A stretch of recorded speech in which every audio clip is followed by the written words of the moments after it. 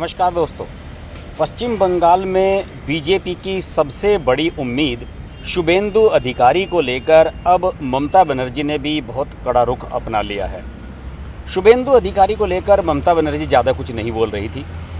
वो लगातार अमित शाह, जेपी नड्डा, नरेंद्र मोदी इन सब में ही उलझी हुई थी। इसके अलावा बाद में चुनाव आयोग का मुद्दा आ गया, इस पर उनका फोकस चला गया। उन पर 24 घंटे का बैन लगा दिया गया। गांधी मूर्ति कोलकाता पर उन्हें एक दिन में धरना देना पड़ा। और ममता बनर्जी अजीब और गरीब तरीके से पिछले कुछ समय से बिहेव कर रही हैं। लेकिन मैंने उनके कुछ बयानों को ट्रेस किया और ये बयान उनके पश्चिम बंगाल के कुछ अखबारों में छपे हैं। और पिछले कुछ दिनों के उनके बयानों को जब मैंने ट्रेस किया तो उनमें मैंने देखा कि अब ममता बनर्जी ने शुभेंदु अधिकारी को भी टारगेट करना शुरू कर दिया है। दरअसल शुभेंदु अधिकारी सब जानते हैं, ज़्यादा बताने की ज़रूरत नहीं है कि शुभेंदु अधिकारी उनके खास रहे हैं।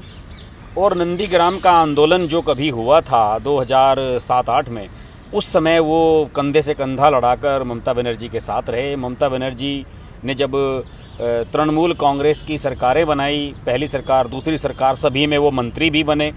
उनके परिवार से सांसद भी हैं, विधायक भी हैं, उनके पिता सांसद हैं, उनके भाई सांसद हैं, इनके एक भाई विधायक रहे हैं, एक भाई नगर पालिका के बोर्ड के चेयरमैन रहे हैं। लेकिन अब ये पूरा परिवार धीरे धीरे शिफ्ट हो गया बीजेपी की तरफ। और ये सारा कुछ घटनाक्रम पिछले 8-10 महीने में ही हुआ। कायदे से अगर बात की जाए तो कोविड के दौर में ही ये सारा कुछ सिलसिला शुरू हुआ। शुभेंदु अधिकारी आए, उसके बाद एक एक करके सब लोग आते चले गए। इस बात को लेकर ममता बनर्जी कुछ ज़्यादा नहीं बोल रही थी। हालांकि जो पार्टी के अन्य नेता हैं, टीएमसी के डेरेक ओब्रायन, सौगत राय जो सांसद हैं, उन सब लोगों ने ज़रूर बयान दिए थे कि शुभेंदु अधिकारी के जाने से पार्टी पर कुछ फ़र्क नहीं पड़ता, वो जाते हैं तो चले जाएं, पार्टी उनके बिना भी चलती रहेगी। ये बात बिल्कुल सही है। पार्टी तो जब ममता बनर्जी नहीं रहेंगी तब भी चलती रहेगी, जब नरेंद्र मोदी नहीं होंगे तो बीजेपी तब भी चलती रहेगी। लेकिन बात वर्तमान हालात की है कि वर्तमान हालात में किसी व्यक्ति की मौजूदगी पार्टी पर किस तरीके से प्रभाव डालती है।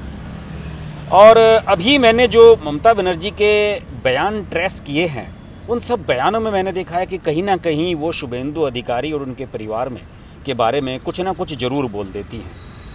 अभी एक बयान मैंने उनका पढ़ा जिसमें उन्होंने कहा है कि पूरा अधिकारी परिवार चाहता था कि मैं नहीं जाऊं नंदीग्राम।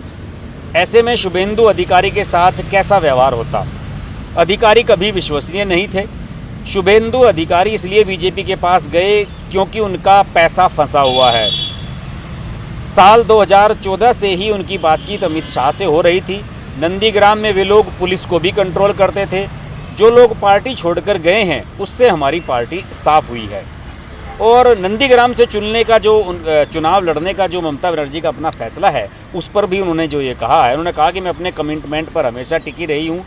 जो उत्साह लोगों में दिखा, उसी के बाद मैंने नंदीग्राम से चुनाव लड़ने का फैसला लिया। नंदीग्राम में बीजेपी ने चुनाव में गड़बड़ी कराने की कोशिश की। अब देखिए ये कहने लगी हैं वो, जब उन्हें हार के संकेत दिखने लगे हैं तो वो कह रही हैं कि बीजेपी ने नंदीग्राम के मतदान में गड़बड़ी कराई है। 10 बूथ पर बीजेपी ने गड़बड़ी की है, ये कह दिया है उन्होंने। मुझे लगता है कि उन्होंने ये भी असेसमेंट कर लिया है कि वो कितने वोट से वहाँ पर हार रही है। इन सब बयानों से क्या निकलकर सामने आता है? इन सब बयानों से निकलकर दोस्तों यही सामने आता है कि ममता बनर्जी अपनी सीट को लेकर भी निश्चिंत नहीं है। उन्होंने शुभेंदु अधिकारी का चैलेंज स्वीकार किया। शुभेंदु अधिकारी ने कहा था कि भाई आइए आप नंदीग्राम से लड़कर दिखाइए। वो नंदीग्राम चली गई। उन्हें लग रहा था कि इसके बाद चुनाव का सारा सिनेरियो बदल जाएगा और लोग चार्ज हो जाएंगे।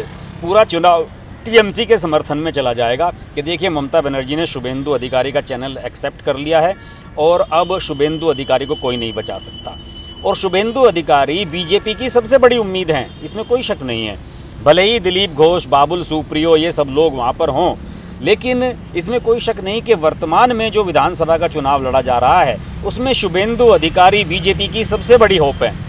और शुभेंदु अधिकारी अगर नहीं जीतते हैं तो बीजेपी को जीत का स्वाद ही, उनका मज़ा ही किरकिरा हो जाएगा। लेकिन शुभेंदु अधिकारी भी पक्के थे। उन्होंने कहा कि मैं भी नंदीग्राम से ही लड़ूंगा।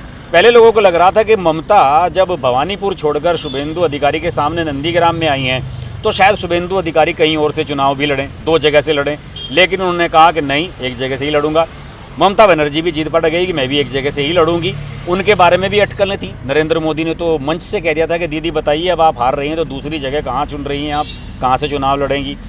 तो इस तरीके से ये चुनाव फंस गया नंदीग्राम का, जिद में, ईगो के टसल में।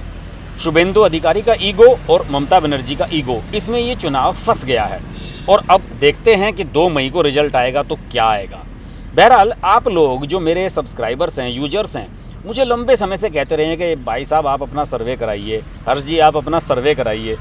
तो आपको याद होगा, जो मेरे चैनल के कांस्टेंट यूजर्स हैं, सब्सक्राइबर्स हैं, व्यूवर्स हैं, वो जानते होंगे कि मैंने अपनी कम्युनिटी पोस्ट में 2 पोस्ट डाली थी। आज उन पोस्टों पर बात करने का समय आ गया है।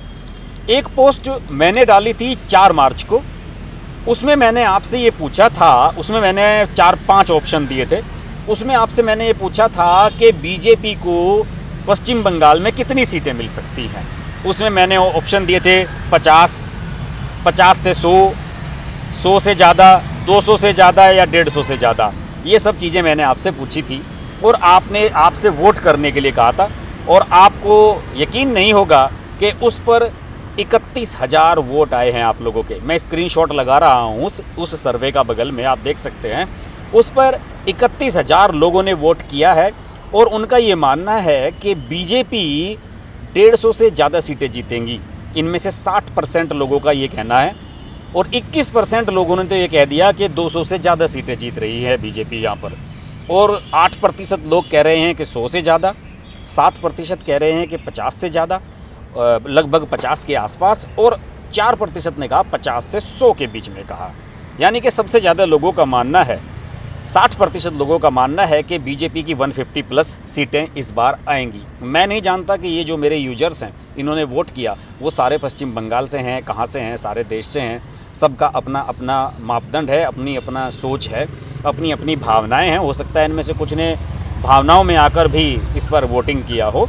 लेकिन ये देखिए, 60% लोग कह रहे हैं कि 150 से ज़्यादा सीटें आएंगी, यानी कि फुल मेजॉरिटी बीजेपी की आ रही है इनके हिसाब से। इसके अलावा एक दूसरी पोस्ट मैंने डाली थी 7 मार्च को।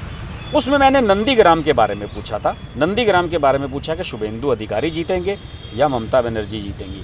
और इसका नतीजा तो बेहद चौंकाने वाला है दोस्तों, बेहद चौंकाने वाला।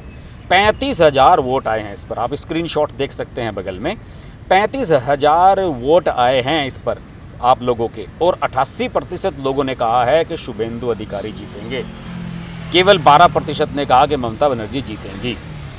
अब आप अनुमान लगा सकते हैं कि पलड़ा किस कदर भारी चल रहा है बीजेपी का और शुभेंदु अधिकारी का पश्चिम बंगाल में।